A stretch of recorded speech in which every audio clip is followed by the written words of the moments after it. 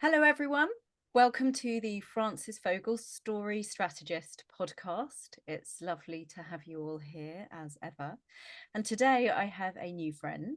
In fact, this is the first time that Josie and I have had the pleasure of having a proper good old chat. Josie is somebody who will be coming at storytelling from a different angle to the one that has been presented on this podcast thus far.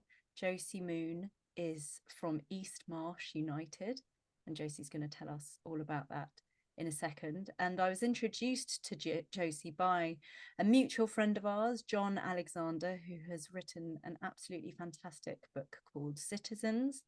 And Jon, who recommended I spoke to Josie, describes her as working with the power of storytelling in mobilising citizen-led community transformation up in Grimsby as part of the wonderful East Marsh United group, which he describes in the first chapter of his book Citizens, which I recommend everybody reads. So what I'm going to do is invite you, Josie, to introduce yourself. Tell us how you are arriving in this conversation, how you ended up at East Marsh United, what it is, what you do, and I think the conversation will evolve beautifully from there. Welcome. Thank you for being here. Thank you very much for having me. It's lovely. It's lovely to be here. It's always good to talk about what we do and how we do it, and the quite astonishing journey that it's been so far. So I'm Josie, and I am a Grimsby girl. I escaped for 15 years, never intended to come back to these shores, but there's something about the sea that draws you. I think if you're a sea person, you can't be away from it for too long. And so I came back. I was my first bit of my career, I was a teacher, taught English and drama, and eventually got to about 2012, and I thought, well, what am I actually doing?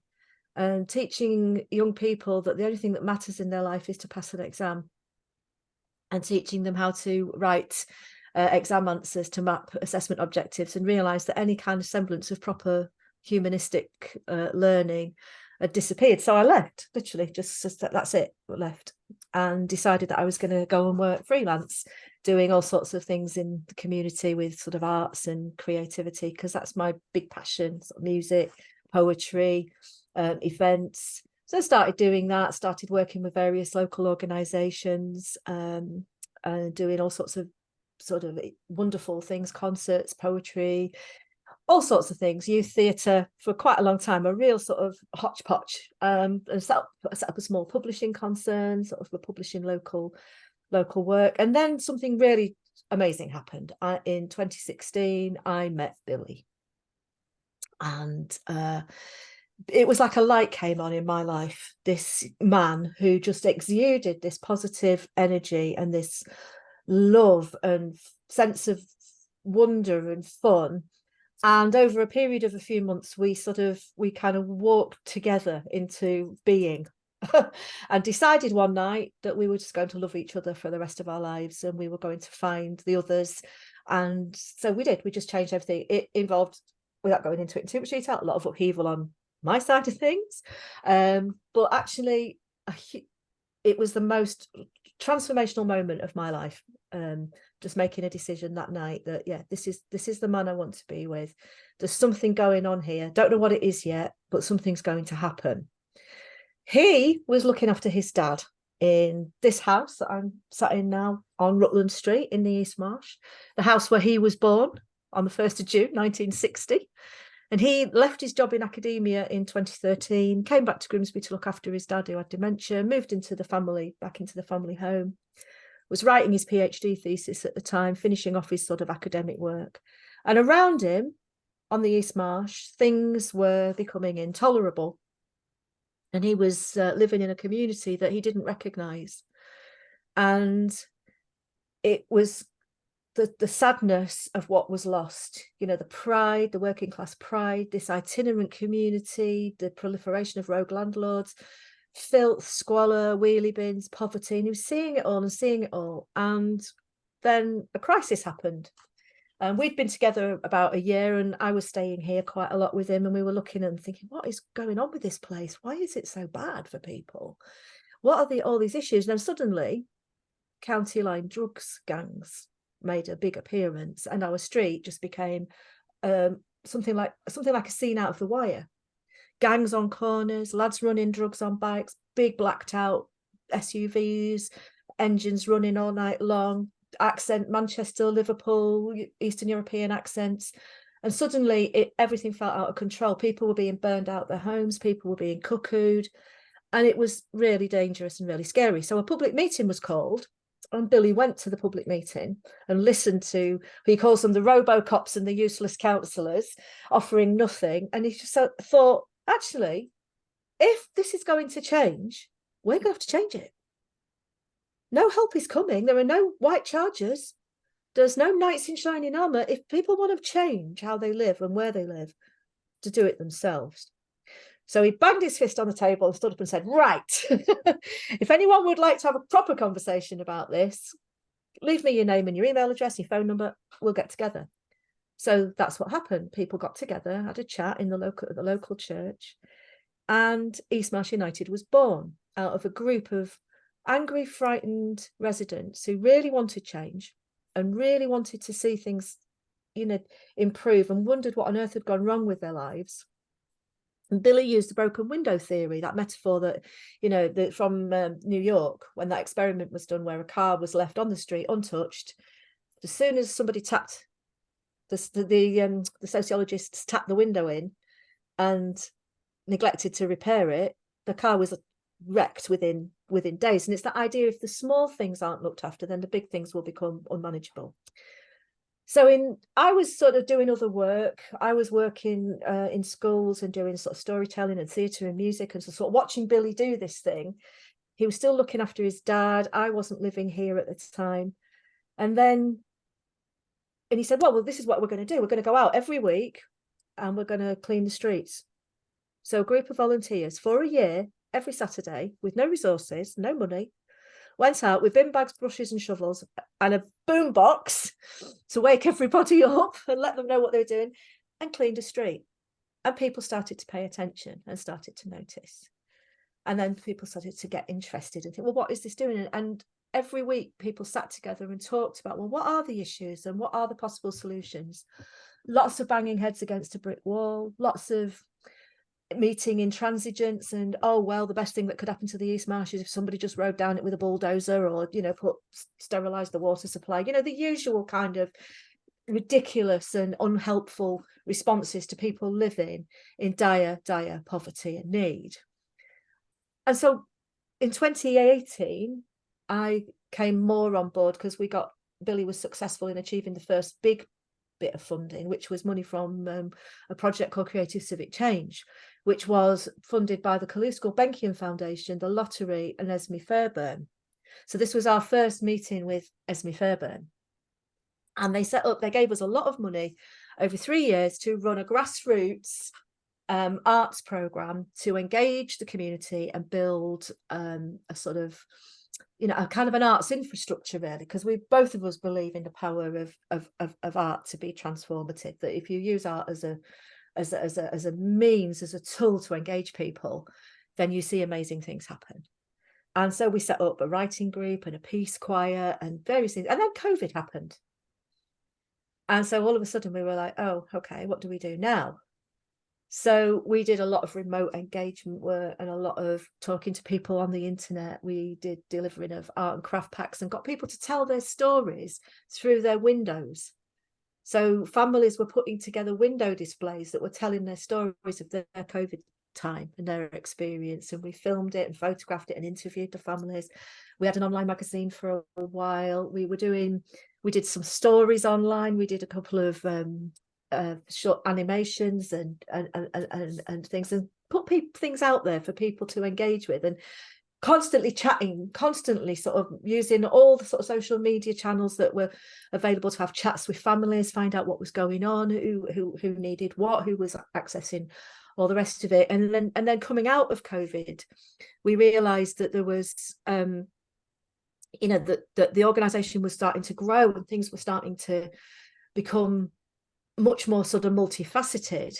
And Homes England then stepped up and gave us the money to buy our first 3 houses. And so we became an ethical social landlord with 3 homes, because we realized that one of the worst situations that we've got here is the conditions that people are living in.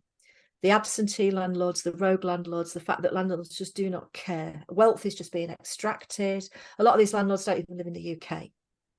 And they have portfolios of housing. So they might have 1,000 houses. And all they're interested in is getting, basically it's benefit money that they get because they get housing benefit paid direct to them. So they don't repair boilers, they don't deal with black mold, they don't deal with vermin, they don't deal with, dodgy wiring. And these people are often just left in the most outrageous conditions. And every 6 months they move on and try and find somewhere better. And the cycle just perpetuates. So we wanted to provide safe, secure, long-term social housing for families to feel secure and valued, and that we were there for them as a wraparound landlord rather than, we're just interested in the money. So we get to know our tenants and we build a relationship with them. And we've got 10 houses now, because we raised a community share offer in 2022, which was really something, actually. That was, we wanted to raise £500,000 to buy 10 more houses. So we did the community share offer and we did it, and it was quite amazing that we did it, and we got some brilliant investors and support. And then of course the price of everything went up, so we've actually managed to get to 10 houses, but we're now at a stage where we probably can't afford any more for the time being. But 10 houses being done up to a high standard, with a housing manager who works with us full-time and looks after our tenants and supports us. And we are building a culture saying you and your family are important. What do you need? How can we support you? We help them in terms of things like access to the right benefits, if they need things for their kids, if there's illness, if there are any issues, we can get them mapped into a network of support because of the partnerships and the friendships that we've got. We work with, particularly with Together for Childhood, which is an NSPCC project in Grimsby, which is place and asset based. And our NSPCC team work in our local schools with our local families. It's a prevent approach, so it's working at before problems become so big that you end up, just having your life totally micromanaged by services. So we try to get into that early help, early intervention, spotting the signs, what do people need, working in a relational, loving, non-judgmental way in order to make people feel valued and loved, and that the poverty that they're experiencing is absolutely not their fault. Because if we're talking about storytelling, what is the narrative? The narrative is the feckless, lazy, idle poor who don't help themselves, who've all got big tellies and mobile phones and won't feed their kids. Well, I have to tell you that is such a pile of utter nonsense and garbage that it's not even worth repeating. We're talking about systemic, generational poverty. We're talking about a welfare system that is so brutal that often people would rather not apply than go through the indignity of what you have to go through to even get the most basic handout. We've got things like the bedroom tax, people being evicted from their homes because they've got to suddenly find that there's a spare room, a 2-child tax credit when you've got 6 or 7 kids. These things are absolutely draconian and brutal. Food banks are absolutely overwhelmed and oversubscribed. The local churches that are active in our community are oversubscribed. Every community group, every service is on its knees in terms of the demand. And so when people sort of sit there looking smug and saying, well, you can feed a family on a bag of porridge for 35p, say, well, you try it, mate. You try it, and you try it with no gas and no electricity, and the fact that your kids haven't got any clean bedding and that you can't afford sanitary towels and toothpaste. What we're doing in our work as well is kind of challenging that whole narrative about this kind of Dickensian idea of the deserving and the undeserving poor, the pull yourself up by your bootstraps, which is great if you've got a pair of boots in the first place, but impossible if you haven't. So EMU's whole philosophy and whole approach is a radical, relational, person-centered approach to looking systemic inequality and social injustice in the face and going, nah, we're not having this. What are we going to do about it? And so one of our strands is through our housing. which is huge. And we've got people contacting us all the time wanting to know about waiting lists and how could they get a house with us because they've heard that, you know, we look after people. We've been working with government and national organisations on telling our stories. So we were involved with the National Council for Creative Health last year. We were part of that review of what the impact that creativity has on health and well-being. Billy reported to the APPG on the Left Behind last year and was part of that government report on what Left Behind actually means. And I went to the Tory party conference in October last year and talked about why levelling up as it has been presented has just not worked, that it's not been, the power and the agency and the resources have not been in the right hands. And if you really want to level up, you have to trust people at grassroots level, let them find the solutions to their own problems, and trust people to know about their own lives and be experts in their own lived experience. You see, this is what happens is well-meaning people decide, oh, we're going to have a little intervention in the East Marsh and help people. So we're going to tell them all to stop smoking. Okay, that's going to work. You know, so you come in with your clipboard and your note and all your notes and all your data, and you say, well, it's really bad for you if you smoke, you know. And then they wonder why nobody will talk to them and why nobody's interested. It's like, well, have you got a relationship with these people? Do you understand why they smoke? Do you understand what their other health issues are? No, because you've just decided that your little intervention is going to come in and save them, because that's what we do. We go in and we sort people out and we tell them what to do and how to run their lives. No. Never works, will always fail, always be a disaster. So our approach is you stand with and you listen and you step into people's shoes and you say, what is it actually like to live your day? What does it feel like to be you? And we do that through all kinds of things. We have a weekly session called our kitchen table, where people come together and they just sit around and they talk about stuff. We have our peace choir that meets, we sing together. We do all sorts of exciting things. We've just done a pantomime, which was hilarious. We've got a writing group that have published their first anthology of writing, which is all lived experience based work. We do so much about talking and about listening and about, okay, tell me about your day. Tell me about, you know, what it's like for you. I want to understand. And that relational work and that kind of taking it back to where people are and what matters to them and what they want to tell you and the help that they know that they need is way more effective than any very, very, very well-meaning bureaucrat coming in with their clipboard and their sort of pre-designed outcomes of, you know, well, I've got to reduce. I'm using smoking because there's been some recent stuff around smoking. Oh yeah, I'm going to reduce smoking on the East Marsh by 25%. No, you're not. You're absolutely not, because no one's going to listen, because you're not seeing the whole picture of why people are making these kinds of decisions about their lives and their health. And only when you really understand what it's like to live down this street and live in this community and be cheek by jowl with everything that's going on all the time, will you have the first clue what it's actually like for people. Because living here, you've got a street level view all the time. You see everything that's going on, all the good, the bad, the ugly, whatever is happening. And we have it all, Francis, honestly. I mean, we had a drive-by shooting last year. You know, we still have the drug problems. We have issues with our halfway houses, issues with itinerant families, you know, xenophobia when people from Eastern Europe or parts of Africa move in. You know, the whole kind of social disruption is there to see all the time at street and eye level constantly.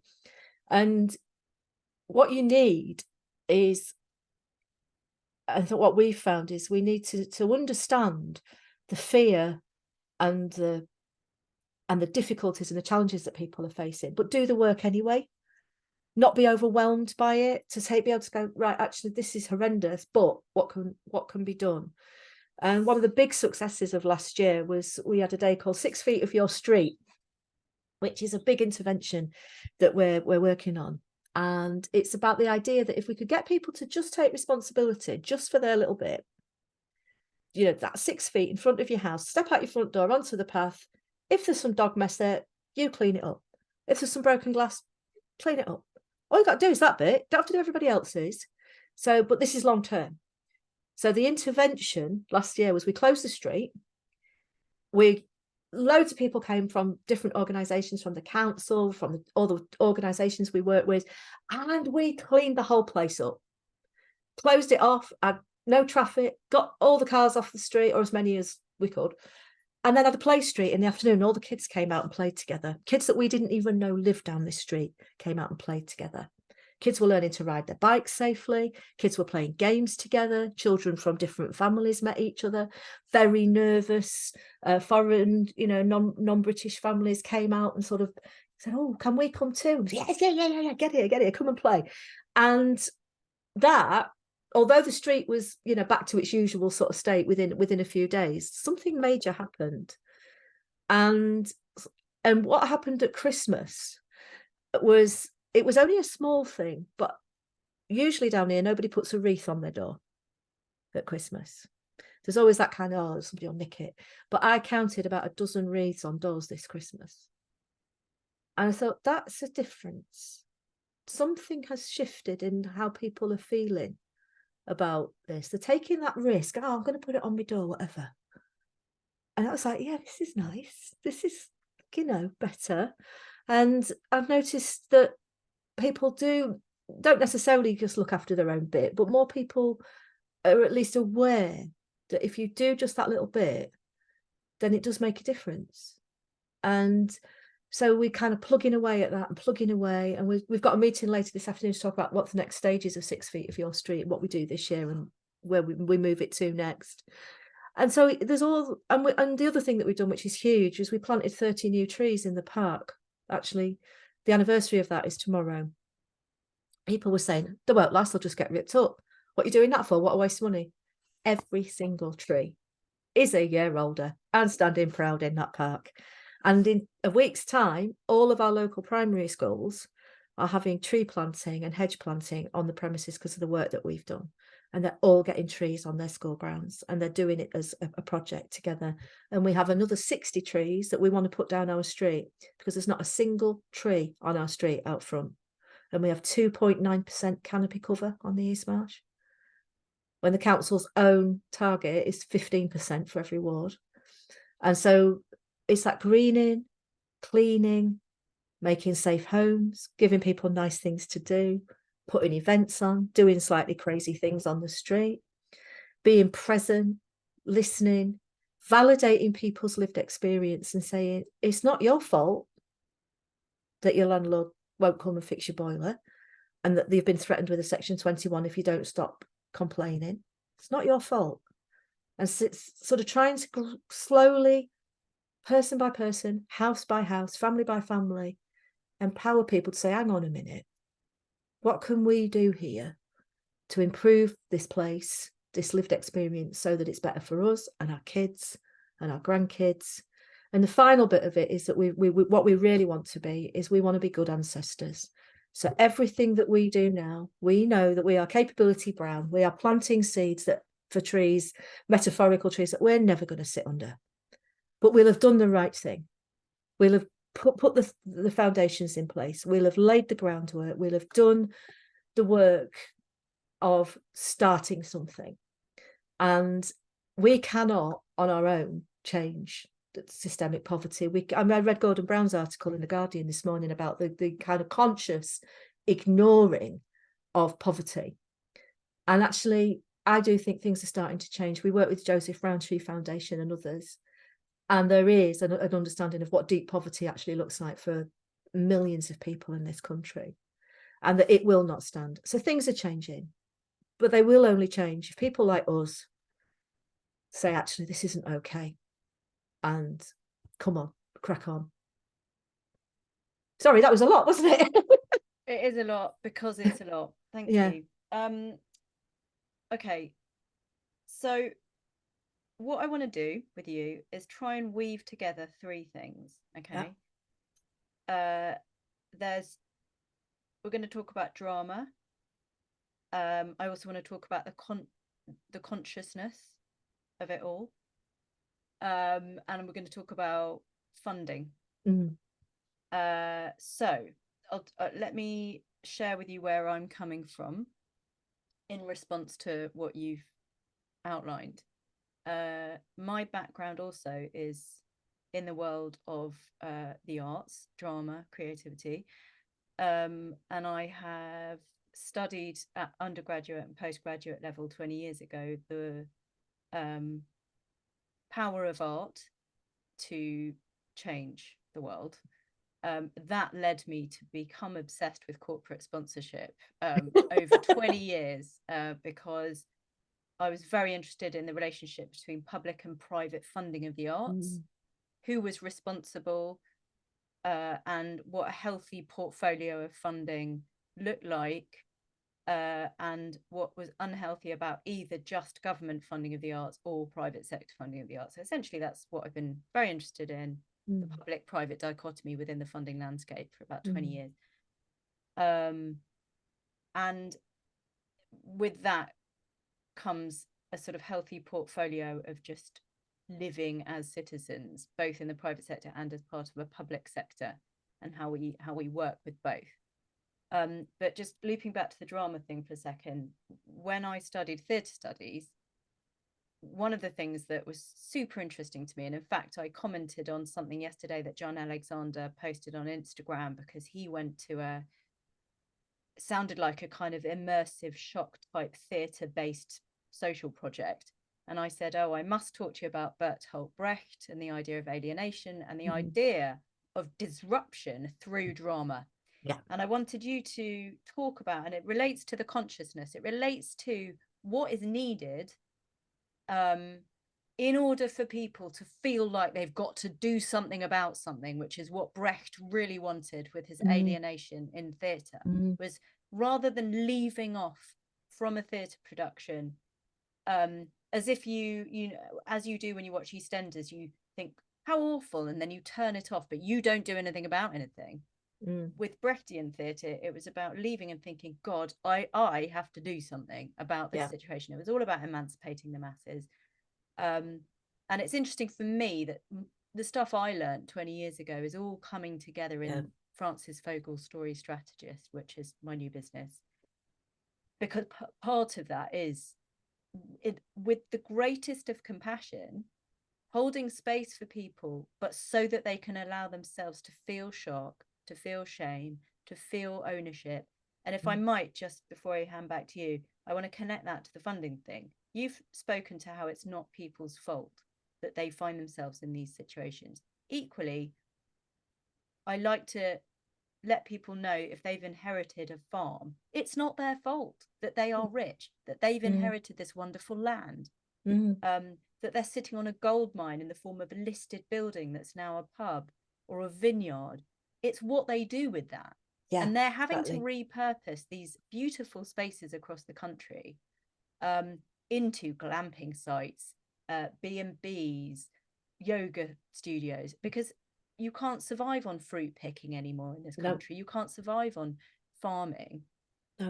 But families like the Gulbenkian family, the Fairbairn family, the Roundtree family have taken wealth and they've done something wonderful with it.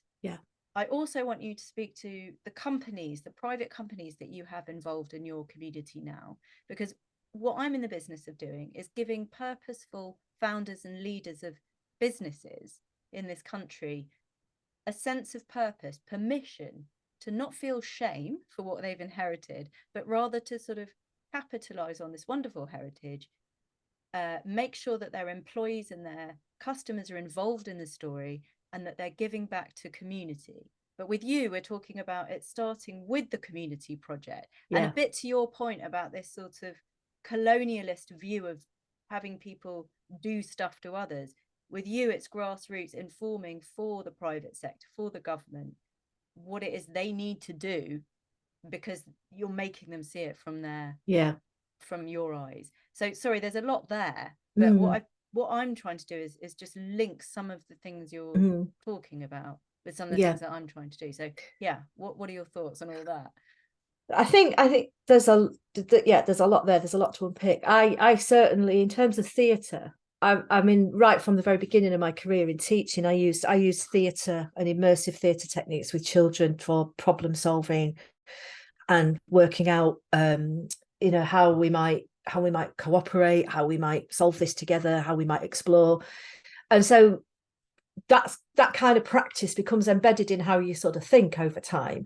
And so with our sort of approach to community arts and theatre practice, our next stage, we've got we did the pantomime, which was intergenerational and something that people felt safe accessing and doing and working on together. The next stage is we're setting up an adult theatre company to explore stories, their real lived experience, and to examine and use sort of some Brechtian techniques, some mantle of the expert techniques, to explore the kind of the deep meaning and the metaphors and the underlying sort of issues, to work to kind of theatre as catharsis, so that it will maybe shock an audience, it will shock people into going, crikey, actually I had no idea about this, or well, what do we do about that? And also using sort of forum theatre techniques to say, well, if we've got this problem, who's going to step in and say something here to assist, and use it in that way. So that's one way that we are kind of using theatre, going to be using theatre in very radical ways at sort of that grassroots. But I think in terms of bringing in that wider sort of audience of local power, local businesses, a lot of that work is happening, and again, it's quite slow. We're working with very, very closely with an organisation, Our Future, CEO of which is Emily Bolton. Emily works side by side with Jason Stockwood, who is an entrepreneur and is the co-owner of Grimsby Town Football Club. Jason is a tech entrepreneur, very successful, been highly successful. Another example of somebody using their wealth to actually make massive social change. He's come back to his hometown, knows what the issues are, joined forces with us, works really closely with us and other organisations, and looks at power and wealth, how things can be more equitably distributed. We've also been working with Lord Maurice Glassman and the Common Good Foundation on looking at citizen power, community organising, amplifying the voices. We've just been successful in securing a knowledge transfer partnership with Huddersfield University, which is going to look at academic approaches to solving these kinds of issues and working on the voices of the silent and the silenced, and how those voices are opened up, and how those that lived experience is then used ethically, how you then use it to influence policy, decision making at sort of different levels. We work with our local council. There are some businesses that have come on board and do work with us, people who contacted us and said, I want to be part of this. So we've got a fantastic building and construction company that we work with, local lad made good, absolutely fantastic human, really committed to what we're doing, in charge of looking after all our houses now, doing all of the repairs, working with the tenants, looking at how we might move things forward. So business, local power, council power is all kind of milling around it all the time, but it's about how you bank and settle it. And one of the most interesting conversations we had last year, Billy and I spoke at Oxford University with Sir Paul Collier, and on the panel with us was Baroness Valentine from Blackpool. Now, Baroness Valentine had done it the other way around. She'd done it with businesses and engaging businesses in Blackpool and the business community, and done a huge, massively successful piece of social transformation work over there. But she was at it from that end, and we were at it from the bottom end. And she was saying, well, actually, there should be a point at which this meets in the middle. And I think that's something that we're really looking at now, is how do we make it meet in the middle? How do we engage businesses so they understand what it is we want from them? And actually, one of our people has said, actually, it's very simple. Just tell them what you want. Give them a menu. Say, do you want to sponsor the choir? Do you want to sponsor some trees? Do you want to mend this house? And then they'll go, oh yeah, that. But if you say to them, would you like to support Esmee? They'll go, well, what does that mean? So it's about being very specific with business and quite hard-headed about it. So that's something that we're working, I think, more successfully on now. But what I would say is this has all been, basically, until very recently, it was Billy on his own, pretty much, with a finance officer who's quite very experienced, but quite elderly, and is having to shelter because she's got health problems. So she's sort of pretty much, not able to be out and about. And over the last 6 months, we've been able to grow our team from a very sort of uncertain, few people doing part-time, few people doing pro bono. We've now got 7 full-time people. And it's the first time that we've been able to say since this journey began, actually, we've got capacity, we've got knowledge and wisdom and expertise now across a range of people, a really amazing skill set. What are we going to do with that? How are we going to make best use of everybody's skills, everybody's expertise, everybody's knowledge in order to take it now to that next level? And I spent the whole of last year writing funding bids. That's what I did. I just sat pro bono in a room and wrote bids. And yeah, so that's a yeah, I want to pick up on that because we briefly chatted before we pressed record about funding bids. And if I can just also mention here that Josie and I both have the privilege in one way or another of interacting with Esmee Fairbairn. I did a big mapping exercise when I was brought in to run a charitable, foundation which made grants to poverty relief, social enterprise and education projects in the UK and in Hungary. And I did a big mapping exercise of the UK funding scene as grant manager. And I came up with 2 axes to try to describe visually for myself the landscape. And those axes were longevity and intervention. And what I was seeing was that you've got foundations that fall somewhere on this kind of scattergram. That's the right scattergraph. That's the right word. So funders who have either been around for a really long time or not, and are really interventional or not. And the ones that seemed to do the best work were ones that had been around for a really long time, knew exactly what they were all about, had really robust grant application processes, and were not very, very, very, very hands-on, to the point where recipients of grants spent more time reporting on what it was that they were supposed to be doing with the money than they did actually activating stuff with the money. And the worst example of funders were those who were fresh on the scene, new money, or somebody who had a bee in their bonnet about something suddenly, had no experience of funding whatsoever before, philanthropy before, and maybe came from a background that gave them a sense that being very involved was very useful. And let me just balance that by saying I think there are some wonderful private equity organizations doing incredible work, funding wonderful social impact projects. I'm actually talking to one of them. There's a lot of good activity out there, being managed by people in the private equity world. So I'm not in the business, and I don't think it's very useful for anybody to be in the business of finger pointing in any direction. But there is evidence of people who think, because they've done very well and got very wealthy, who think that they should be very involved in lots of projects that they don't know very much about. So Esmee, and when I did my mapping, I had the privilege of meeting Caroline Mason, who is the chief exec of Esmee Fairbairn, and she took me under her wing and sort of adopted me as a mentee. And I don't think I quite realized at the time how privileged I was to sit in her office with her and just be in her presence for an hour here and an hour there. She's the most amazing individual, but she's running one of the most amazing organizations in the country, funding the most amazing thing.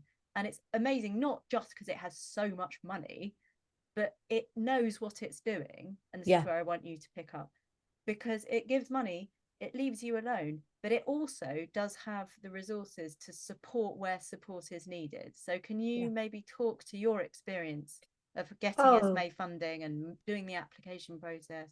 It was a long process, but it was very relational, and I thought it was going to be quite intimidating, but actually it really wasn't. They were so responsive throughout the whole process of applying. So it started with a conversation as we came up to the end of the Creative Civic Change funding, because Esmee were particularly invested in that fund. I think Calouste Gulbenkian were as well, and And there was a really sort of sadness around the fact that it wasn't going to be picked up and rolled out. So, but Esmee Fairbairn were really interested in all the different projects and how we'd all done and what we were going to do next and where we were going to go to. And so our grant manager with CCC put me in touch with the grant manager at Esmee Fairbairn, and we started a dialogue. And so we started talking about what we wanted to do, what was needed, how this process would work. And they just asked me loads and loads and loads and loads of questions. And then said, go away for a couple of days and come back to us and we'll talk about that again. And they were really interested in everything, every bit of what we were doing. And they've ended up supporting us with a substantial grant for 3 years, but which will also support our knowledge transfer partnership with Huddersfield University, because they were clearly really interested in what that research and what that academic element would sort of reveal. And obviously that's work that we'll share with them. In addition to that, through Our Future, we've worked with their former head of social finance, who now works with Our Future. So there's a kind of a synergy between us, Our Future, Esmee Fairbairn, all very interested and very supportive of what each other are doing. And I do think that those relationships and the fact that I felt that I could trust that grant manager, I could tell her the truth, I could ask her difficult questions, she could ask me difficult questions. I felt like I could say, well, I'm not too sure about how that works, but can we talk about that further? And together she supported me through sort of unpicking and making sure everything I put in the application was absolutely relevant and supported. And they really helped me do that. And I was so grateful to them for the fact that I didn't feel like I was on my own with this massive piece of work. I mean, it did take months and months and months of time, but it actually didn't feel quite as scary, because I didn't feel like I was just shooting an arrow in the dark. I felt like if there came to a bit on the form, I thought, I've just got to speak to somebody about this and ask this question. I knew that I could pick the phone up and say, can you just talk me through this? And they would, and there was never a problem. And I do think that because they are very, very wealthy, they do have a lot of money, they do a lot of very good work, but they're also very, very particular about who they work with. And I think that they're very relational and they're very visionary. And it's clear to me from sort of the way that what I've learned about them and how we sort of engage with them is that they do have those same sort of principles and values. And I do think that's important with your funders, that having those shared values and those shared social aims and a shared belief is critical, because then you can really relate to each other and you can know that you're talking about the same thing. And that has been massive for us with Esmee, and we're looking forward to just doing even more stuff with them and being really sort of engaged in them, and that everything we do adds to the value of what they're doing and vice versa. And I think that's really important. It's not just, oh, there's a little project in Grimsby that we're looking after. It's actually, no, this is much bigger than that. And we want to be a model of how to do things, and how to do it well. We're a Pathfinder organisation with Joseph Rowntree. There's a reason for that. And it is about how you take on almost impossible challenges, and how do you do that without going insane or giving into despair.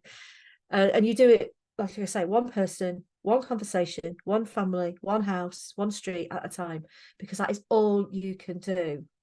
And any more than that is beyond any of our capability, because we're all finite. We're all boundaried physical beings in bodies that often don't work very well.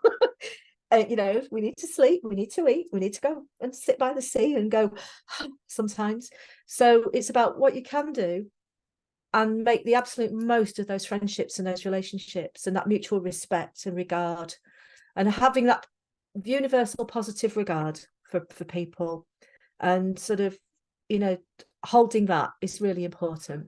I'm so glad. We're gonna end off in a minute, but I'm really glad that you came round to that. I'd like to end this with a note of optimism and positivity as well. And people listening to this podcast might be founders and leaders of businesses, and I want them to feel that I want them to leave with a couple of things off the back of this conversation. One is, when you are considering how you can have a positive footprint and make a positive mark in a community, it may be that simply funding something because somebody says to you, we really need some financial help, is very useful, and then leaving them to it is something an organization might be very grateful for. But there's actually something really beautiful about having identified your own sort of needs, limits, wants, and boundaries as an individual, as Josie says, and as a company, and seeing that there are parallel values that actually are mirrored in a community project that you can fund and potentially add other value to. And in turn, that community project, if it's done a lot of work to articulate what it's all about, possibly for a funding application, is much better placed to then quickly articulate it back to a company or in a future grant application. You know, with my other hat on, I talk a lot about repurposing content in the world of good ethical marketing. And of course, if you've done a grant application once and it's brilliant, you don't copy and paste things, but you can repackage very easily information, data that you've used for one in another. And the same could be said for working with companies and working for leaders and founders of wonderful businesses. It's about finding those parallel values. Businesses can feel like citizens in the world.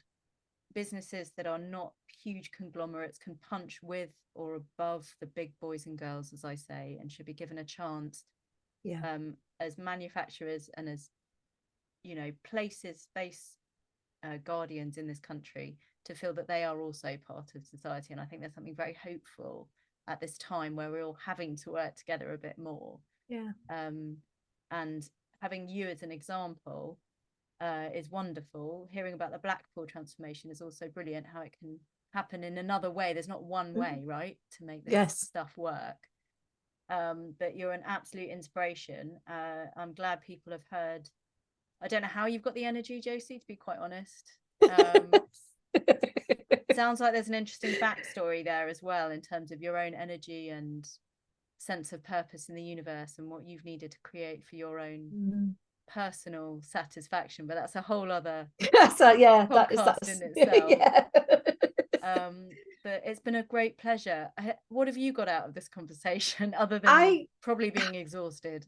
No, I enjoy having the opportunity to talk about what we do, because I feel like it's so important and it matters. And I think because I live here and work here, and this is the way that, you know, my life is, and it all happens so unexpectedly and by all sorts of strange and wonderful coincidences and collisions. I just think when those opportunities come, when those little cracks in the universe open and go and whisper to you and say, you need to do this, do it, because that door will close and you won't have walked through it, and you might have missed something wonderful.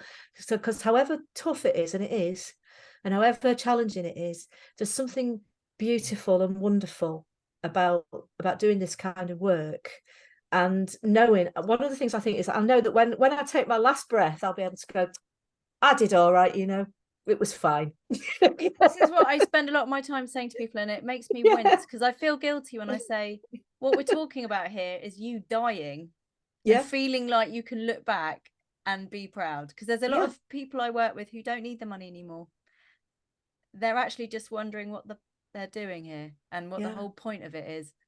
And when you're in that privileged position, because it is privileged because most of us are actually just running around at the moment trying to pay bills as well. But if you can take your head out of it just for a minute and think, if I die, what do I want to think I might have served back to the universe? So I'm really absolutely. And it is that, and everything goes back to the universe. We are stardust, we are all connected, whether we want to accept it or not. We are organic matter in this vast, endless universe, and it all matters, and everything we do matters. Everything goes into that wonderful kind of consciousness, and we just have to believe and do it. It's not about God or woo or anything like that. It's just about the facts that we are atomic beings, and every bit of us matters. Everything we do, every thought, every word, every action, everything matters and makes a contribution. So make it count. You know, I would say to everybody, make it count. She's Josie Moon. She's from East Marsh United. Thank you, Josie. You're very welcome. Thank you.